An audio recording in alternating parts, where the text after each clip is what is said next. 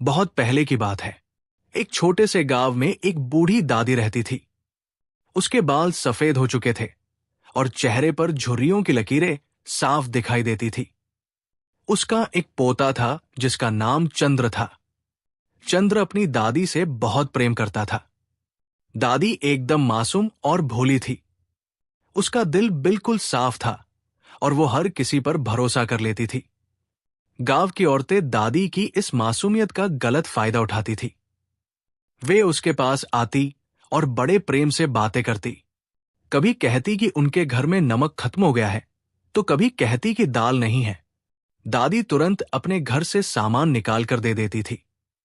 कभी कभी तो वे कहती थी कि कल लौटा देंगे, लेकिन फिर कभी नहीं लौटाती। दादी इतनी भोली थी कि उसे ये भी समझ नहीं आता था कि लोग उसका फायदा उठा रहे हैं। चंद्र अपनी दादी को बहुत प्यार करता था और वो नहीं चाहता था कि उसकी दादी को कोई तकलीफ हो। वो चाहता था कि दादी घर में आराम से रहे और उसे बाहर जाकर काम न करना पड़े। इसलिए वो दिन रात मेहनत करता था। सुबह जल्दी उठकर खेतों में काम करने जाता, मजदूरी करता और जो भी काम मिलता उसे करके पैसे कमाता था। उसकी इच्छा थी कि वो अपनी दादी को हर सुख दे सके, लेकिन जो भी पैसा चंद्र मेहनत से कमाकर लाता था, वो दादी के भोलेपन के कारण धीरे धीरे खर्च हो जाता था। गांव की औरतें आती रहती और कुछ न कुछ मांगती रहती। दादी सबको दे देती थी। इससे चंद्र को बहुत परेशानी होती थी। कभी कभी तो वो इतना गुस्सा हो जाता था कि अपनी दादी को खरी खोटी सुना देता था। एक दिन जब चंद्र काम से वापस आया तो देखा कि घर में खाना बनाने के लिए कुछ भी नहीं है। पूछने पर पता चला कि दादी ने सारा राशन गांव की औरतों को दे दिया था।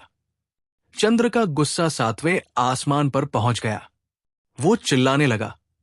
तब दादी ने उसे समझाते हुए शांत स्वर में कहा, धीरे बोलो। तुम इतना भी नहीं जानते कि इस कमरे की बातें उस कमरे में सुनाई पड़नी नहीं चाहिए। पड़ोसी सुन लेंगे तो क्या सोचेंगे? यही तो परिवार चलाने का तरीका है। आपस में लड़ना झगड़ना अच्छी बात नहीं। लेकिन चंद्र का गुस्सा कम नहीं हुआ। वो और भी जोर से बोला, मैं दिन रात मेहनत करता हूं और कमाता हूं, तुम्हें बिठाकर खिलाता हूं, फिर भी तुम जो चाहो करती जा रही हो। अब मैं तुम्हें 3 दिन भूखा रखूंगा, तब जाकर मालूम हो जाएगा। ये उपदेश अपने आप बंद हो जाएंगे और तब तुम इन बातों को कुएं में फेंक कर अपनी गलती समझोगी। पोते चंद्र की इन तीखी बातों को सुनकर भी दादी ने खिलखिलाकर हंसते हुए कहा, चुप भी करो बेटा। भगवान एक दिन के लिए भी तुम्हें ऐसा करने नहीं देंगे। तुम्हारा दिल इतना साफ है कि तुम मुझे भूखा नहीं रख सकोगे। मैं तुम्हें अच्छी तरह जानती हूं। कुछ दिन बाद की बात है। एक सुबह जब दादी घर में झाड़ू लगा रही थी, तो उसे कोने में एक छोटी सी चाबी पड़ी हुई मिली। उसे लगा कि ये चाबी शायद उसके पोते चंद्र की टीन की संदूक की है, जिसमें वह अपने कपड़े और दूसरा सामान रखता है। दादी के मन में जिज्ञासा हुई कि इसमें क्या है। उसने चाबी से संदूक खोलकर देखा। उसमें कपड़ों के साथ साथ एक छोटी सी गठरी भी रखी हुई थी। जब उसने गठरी खोली तो उसमें 20 रुपए के छुट्टे पैसे भरे पड़े थे। अरे वाह, मेरी जानकारी के बिना इतने रुपए छुपा दिए। ये कहती हुई दादी खुशी से झूम उठी। वो तुरंत उस पैसों की गठरी को लेकर गली में आ गई और पड़ोस की औरतों को उसे दिखाने लगी। उसे लगा कि उसके पास इतने पैसे हैं तो वो सबकी मदद कर सकती है। जब दादी और पड़ोस की औरतें इसी बात को लेकर आपस में खुशी से बातें कर रही थी, तो अचानक 2 लड़के हड़बड़ाते हुए वहां आए। वे बहुत परेशान लग रहे थे। उन्होंने जल्दी जल्दी कहा, चंद्र की दादी कहाँ है? बड़ी मुसीबत हो गई है। चंद्र नारियल के पेड़ से गिर गया है। उसके सिर में बहुत बड़ी चोट आई है। खून भी बह रहा है। गांव के मुखिया की गाड़ी में उसे तुरंत शहर के अस्पताल ले जा रहे हैं। इलाज के लिए पैसों की जरूरत है। ये सुनते ही दादी का चेहरा पीला पड़ गया। उसकी आंखों में आंसू आ गए। लड़कों ने आगे कहा, चंद्र ने कहा कि उसने अपनी संदूक में थोड़े रुपए रखे हैं। दादी से मांगकर वे रुपए ले आने के लिए हमसे उसने कहा है। डॉक्टर कह रहा है कि तुरंत ऑपरेशन करना होगा। दादी रोने बिलखने लगी। उसके हाथ कांप रहे थे। पैसों की थैली उसने तुरंत उन लड़कों को सौंप दी। वे धन लेकर जल्दी से वहां से चले गए। दादी रोती हुई अपने घर की देहरी पर बैठ गई। वो सोच रही थी कि कहीं उसके प्यारे पोते को कुछ हो न जाए। वो भगवान से प्रार्थना कर रही थी कि उसका पोता जल्दी ठीक हो जाए। लेकिन 1 घंटे के अंदर ही एक अजीब बात हुई। चंद्र सिर पर चावल का बोरा लिए हुए गली में आता दिखाई दिया। वो बिल्कुल ठीक लग रहा था। उसके सिर पर कोई चोट नहीं थी। दूर से आते हुए अपने स्वस्थ पोते को देखकर दादी पहले तो खुशी से पागल हो उठी। वो दौड़कर उसके पास गई और पूछने लगी, क्या दर्द कम हो गया? डॉक्टर ने क्या कहा? तुम इतनी जल्दी कैसे ठीक हो गए? चंद्र को समझ नहीं आ रहा था कि दादी ये सब क्यों पूछ रही है। फिर जब दादी ने पूरी बात बताई तो चंद्र की समझ में सब कुछ आ गया। वो समझ गया कि कुछ बदमाश लड़कों ने दादी को धोखा देकर उसके पैसे ले लिए हैं। ये जानकर वो बहुत गुस्सा हो गया। उसकी मेहनत की सारी कमाई चली गई थी। चंद्र गुस्से से लाल हो गया और नाराज होते हुए बोला, मेरी सारी मेहनत तुमने मिट्टी में मिला दी। मैं दिन रात काम करता हूं, पसीना बहाता हूं। मेरी तो बड़ी इच्छा थी कि और थोड़ा बहुत धन कमाऊं, शहर में व्यापार करूं और तुम्हें और भी अधिक सुखी देखूं। लेकिन तुम्हारे भाग्य में ये सब लिखा नहीं है। अब मेरा सब्र जवाब दे गया है। चली जाओ यहां से। अब से कभी भी मेरी आंखों के सामने मत आना। ये कहता हुआ चंद्र बिना कुछ खाए पिए गुस्से में वहां से चला गया। वो इतना गुस्से में था कि उसने दादी की तरफ मुड़कर भी नहीं देखा। पोते की इन तीखी और कड़वी बातों से दादी को बहुत गहरा दुख हुआ। उसका दिल टूट गया। वो अपने आप से कहने लगी, छी, ऐसी जिंदगी गुजारने से अच्छा तो यही है कि मैं घने जंगल में चली जाऊं और पिशाचों के हाथों मर जाऊं। कम से कम अपने पोते को और परेशान नहीं करूंगी। ये सोचकर बूढ़ी दादी उस अंधेरी रात में घर से निकल गई। वो धीरे धीरे चलती हुई गांव से बाहर निकली और घने जंगल में चली गई। वहां चारों तरफ अंधेरा था।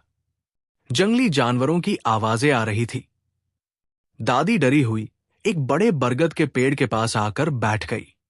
वो अपने ही आप बड़बड़ाने लगी, घना अंधेरा है, चारों तरफ जंगल है, फिर भी एक भी पिशाच नजर नहीं आ रहा है। अब तो कोई आकर मुझे मार डाले तो अच्छा हो। फिर वो पिशाचो पिशाचो कहकर जोर जोर से चिल्लाने लगी। अचानक 2 छोटे नटे पिशाच उसके सामने प्रकट हुए। वे बहुत डरावने दिख रहे थे। उनकी आंखें लाल थी और दांत बाहर निकले हुए थे। उन्होंने पूछा, क्यों चिल्ला रही हो बूढ़ी औरत? हमसे तुम्हें क्या काम है? इस अंधेरी रात में यहां कैसे आ गई? उन्हें देखकर दादी खुश हो गई। उसने सोचा कि अब उसकी मुसीबत खत्म हो जाएगी। उसने अपनी पूरी कहानी बताई। उसने बताया कि कैसे उसने अपने पोते की मेहनत की कमाई गंवा दी और कैसे पोते ने उससे कड़वी बातें कही। अंत में उसने कहा, अब मेरे जीने का क्या मतलब है? मेरे पोते ने मुझसे कह दिया है कि मैं उसकी आंखों के सामने ना आऊं। इससे अच्छा है कि तुम लोग मुझे मार डालो। दादी की ये दुख भरी कहानी सुनकर छोटे पिशाच अवाक रह गए। उन्हें दादी पर दया आ गई। फिर वे आपस में धीमे स्वर में बात करने लगे। एक पिशाच ने दूसरे से कहा, दादी की बातों से लगता है कि बगुलों के तालाब के पास वाली झोंपड़ी में रहने वाले चोर लड़कों की ये करतूत है। कल मैंने देखा था कि वे किसी लड़की को धोखा देकर अपने साथ ले आए हैं। बेचारी वो लड़की वहां रो रही है। फिर दोनों पिशाचों ने दादी से पूछा, दादी, अगर हम तुम्हारे पोते की रकम वापस दिला दें तो क्या तुम घर लौट जाओगी या फिर भी मर जाने का ठान लिया है? ये सुनकर दादी की आंखों में उम्मीद की चमक आ गई। खुश होती हुई उसने कहा, अगर रकम हाथ में आ जाए तो मैं खुशी खुशी घर चली जाऊंगी। मेरा पोता मुझे माफ कर देगा। दादी की स्वीकृति मिलते ही दोनों पिशाच उसे बगुलों के तालाब के पास की एक टूटी फूटी झोंपड़ी के पास ले गए। झोंपड़ी के चारों तरफ घना जंगल था। पिशाचों ने दादी से कहा, यही खड़े होकर देखना कि झोंपड़ी में क्या तमाशा होने वाला है। हम अंदर जाकर काम निपटाते हैं। फिर वे दोनों पिशाच अदृश्य हो गए और झोंपड़ी के अंदर चले गए। झोंपड़ी के अंदर एक अत्यंत सुंदर लड़की बैठी हुई थी। उसकी आंखों में आंसू थे। वो दो चोर लड़कों से रो रो कर कह रही थी, मुझे छोड़ दो, मैं तुम लोगों के साथ नहीं रहूंगी। चाहो तो ये सारे गहने और ये सारा धन ले लो, लेकिन मुझे जाने दो। इस पर वे चोर लड़के ठठाकर हंस पड़े। एक ने कहा, ऐसा कभी नहीं होगा, अब तो तू यही रहेगी। हम में से किसी एक से तुझे शादी करनी ही पड़ेगी। दूसरे ने भी हंसते हुए कहा, हां, अब तो तू हमारी है, कहीं जा नहीं सकती। दूसरे ही क्षण वहां एक विचित्र घटना घटी। अब तक रोती हुई वो लड़की अचानक बदल गई। वो काली मां की तरह उग्र हो गई। उसकी आंखें लाल लाल हो गई। उसके चेहरे पर गुस्सा साफ दिख रहा था। कोने में पड़ी एक मोटी लाठी उसने उठाई और चोर लड़कों को पीटती हुई डांटने लगी। अब तक मैं दीन स्वर में प्रार्थना करती रही, विनम्रता से तुमसे छोड़ने की बात कह रही थी, लेकिन तुमने मेरी बात सुनने से इनकार कर दिया। तुम लोगों ने मुझे क्या समझ रखा है? मैं कोई साधारण लड़की नहीं हूं। मैं पिशाचों की नानी की प्यारी बेटी हूं। अभी यही तुम लोगों की ऐसी तैसी कर दूंगी। ये कहते हुए वो लड़की बहुत जोर जोर से लाठी चलाने लगी। दोनों चोर उसकी लाठी के प्रहारों को सह नहीं पाए। वे दर्द से चीखते चिल्लाते हुए झोंपड़ी के बाहर भागने लगे। लेकिन जैसे ही वे द्वार के पास पहुंचे, छिपे हुए पिशाच ने उन्हें कसकर पकड़ लिया और वापस लड़की के पास ले गया। इस अचानक घटना से चोर बहुत भयभीत हो गए। वे समझ गए कि यहां कोई अलौकिक शक्ति काम कर रही है। जो पिशाच लड़की पर हावी था, उसने दादी को अंदर बुलाया। दादी डरते डरते अंदर आई। पिशाच ने चोरों से सख्त आवाज में पूछा, तुम्ही लोग आज दादी को धोखा देकर उसका धन ले आए ना? चोरों ने डर के मारे तुरंत कहा, हां हां, हमने ही लिया है। वे डर के मारे थरथर कांप रहे थे। पिशाच ने गुस्से से कहा, कितने नीच हो तुम दोनों। एक मासूम बूढ़ी औरत को धोखा देते हो और उसके पोते की मेहनत का फल चुरा कर लाते हो। शर्म नहीं आती तुम्हें? वो बूढ़ी औरत तुम्हारी दादी के समान है। तुरंत उसका धन उसे लौटा दो। चोरों के पास कोई चारा नहीं था। उन्होंने चुपचाप पैसों की वो थैली दादी को वापस दे दी। जैसे ही दादी को पैसों की थैली मिल गई, पिशाच ने चोरों को फिर डांटा, लगता है तुम नए नए चोर हो, इसलिए सिर्फ लाठी से तुम्हें पीटा है, नहीं तो आज तुम दोनों की बोटी बोटी करके खा जाते। अब यहां से चले जाओ और मेहनत करके जिंदगी बिताओ। दोबारा चोरी मत करना। चोर तुरंत वहां से भाग गए। उन्हें डर लग रहा था कि कहीं पिशाच उन्हें सचमुच मार न डाले। इसके बाद फौरन पिशाच अपने असली रूप में प्रकट हुए। उन्हें देखते ही लड़की फिर से डर गई, लेकिन पिशाचों ने उससे बहुत मीठी बातें की और उसे शांत किया। उन्होंने कहा कि वे उसका कोई नुकसान नहीं करेंगे। तब जाकर उस लड़की ने अपना नाम लक्ष्मी बताया। उसने बताया कि उसकी मां बचपन में ही मर गई थी। उसके बाप ने दूसरी शादी कर ली। उसकी सौतेली मां ने उसे बहुत सताया। वो हमेशा उसे काम में लगाए रखती और खाना भी ठीक से नहीं देती।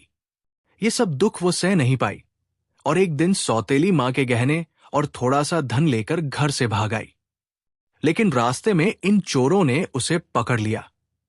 पिशाचों ने बड़े प्रेम से लक्ष्मी को दादी और उसके पोते चंद्र की पूरी कहानी सुनाई। फिर उन्होंने कहा, तुम बहुत सुंदर और सुशील लड़की हो। तुम्हारे अंदर अच्छे संस्कार हैं। हमें लगता है कि अगर तुम दादी के पोते चंद्र से शादी करोगी तो बहुत अच्छा होगा। वो भी अच्छा लड़का है। दादी, तुम्हारा क्या विचार है? पिशाचों की इस बात को सुनकर दादी बेहद खुश हो गई। वो बोली, अरे, कहने के लिए क्या रखा है? तुमने तो मेरे मन की बात छीन ली।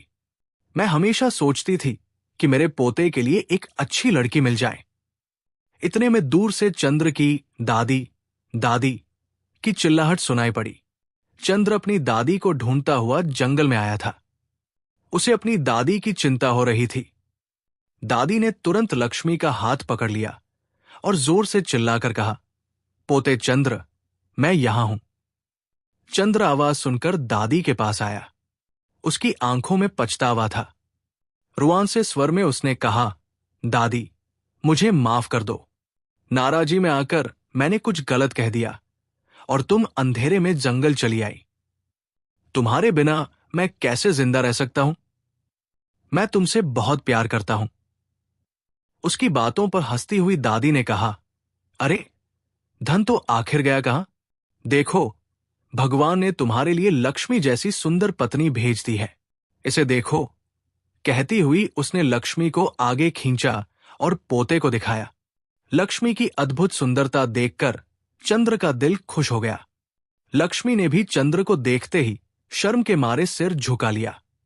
वो समझ गई कि यही उसका जीवन साथी होने वाला है। चंद्र को आते हुए देखकर छिपे पिशाचों ने खुशी से कहा, वाह, कितनी अच्छी जोड़ी है। भगवान इन्हें हमेशा खुश रखे। कल्याण मस्तु। ये कहते हुए वे झोंपड़ी से अदृश्य हो गए। 2 हफ्तों के बाद गांव के मंदिर में चंद्र और लक्ष्मी की धूमधाम से शादी हुई। पूरे गांव के लोगों ने शादी में भाग लिया। पत्नी के पास जो धन था, उससे चंद्र ने शहर में एक छोटा सा व्यापार शुरू किया। वो बहुत मेहनत से काम करता था और ईमानदारी से व्यापार करता था।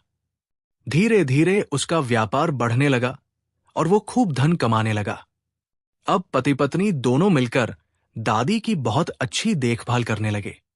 चंद्र की पत्नी लक्ष्मी तो हमेशा दादी की सेवा में लगी रहती थी। वो दादी को अपनी मां की तरह मानती थी। सुबह उठकर सबसे पहले दादी के पैर छूती, उनके लिए चाय बनाती और पूछती कि उन्हें क्या खाना है। दादी भी लक्ष्मी से बहुत प्रेम करती थी। वो हमेशा कहती, भगवान ने मुझे बेटी के रूप में लक्ष्मी दी है। अब दादी का जीवन बिल्कुल बदल गया था। वो महारानी की तरह जिंदगी गुजारने लगी। उसे किसी चीज की कमी नहीं थी। अच्छे कपड़े, अच्छा खाना और सबसे बढ़कर अपने परिवार का प्यार मिलता था। गांव की औरतें अब भी कभी कभार आती, लेकिन अब लक्ष्मी समझदारी से काम लेती। वो दादी को समझाती कि सबकी मदद करना अच्छी बात है, लेकिन अपनी सीमा में रहकर। चंद्र का व्यापार दिन पर दिन फलता फूलता गया। उसने शहर में एक बड़ी दुकान खोली। वो अब अपने गांव का एक प्रतिष्ठित व्यापारी बन गया था।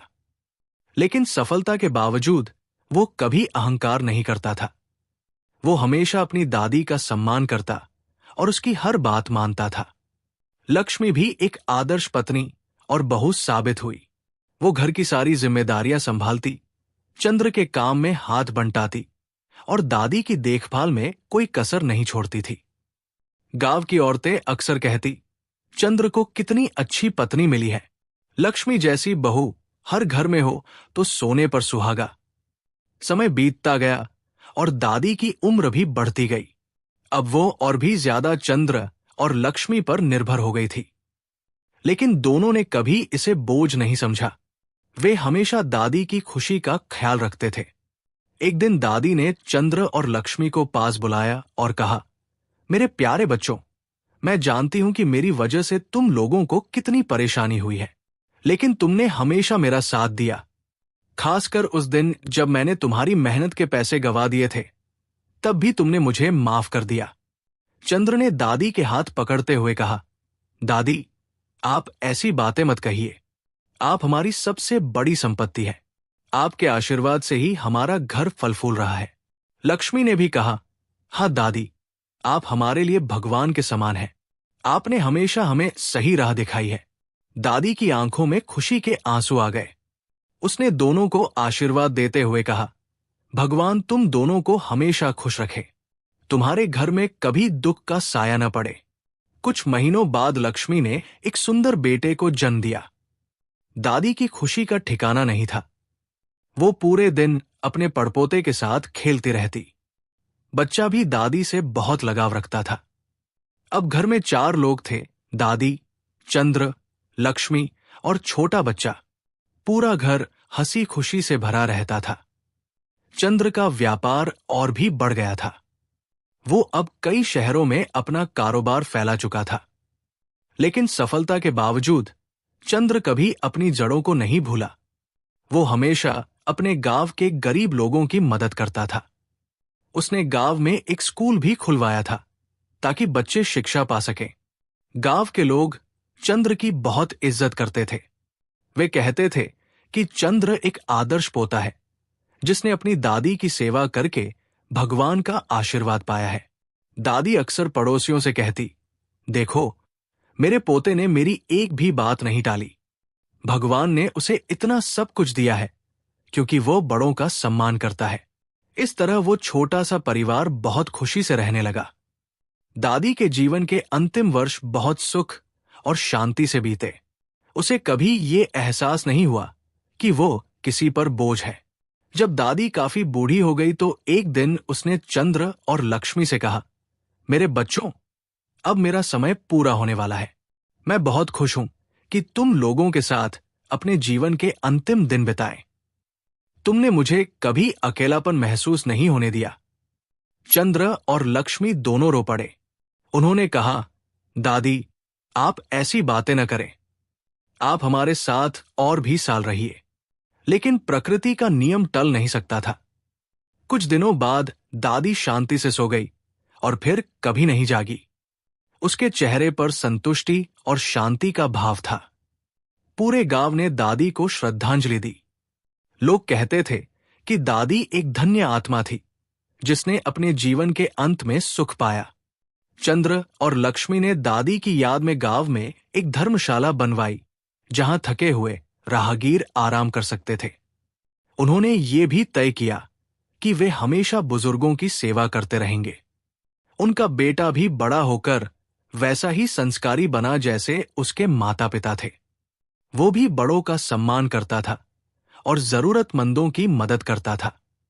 इस तरह दादी, चंद्र और लक्ष्मी की कहानी एक खुशी के अंत के साथ समाप्त हुई। ये कहानी हमें सिखाती है कि परिवार में प्रेम, धैर्य और समझदारी से हर समस्या का हल निकलता है। दादी की सादगी और भोलापन, चंद्र की मेहनत और सेवा भावना तथा लक्ष्मी की समझदारी और देखभाल, इन सब ने मिलकर एक आदर्श परिवार बनाया था। कहानी ये भी दिखाती है कि कभी-कभी जिन्हें हम समस्या समझते हैं वही हमारे जीवन में सबसे बड़ा वरदान बनकर आते हैं। पिशाचों का दादी की मदद करना भी दर्शाता है कि अच्छाई का समर्थन हर जगह से आता है। अंत में ये कहानी पारिवारिक मूल्यों, बुजुर्गों के सम्मान और जीवन में धैर्य रखने का संदेश देती है। चंद्र और दादी के रिश्ते में आई कड़वाहट अस्थायी थी, लेकिन उनका प्रेम स्थायी था और अंततः यही प्रेम जीता।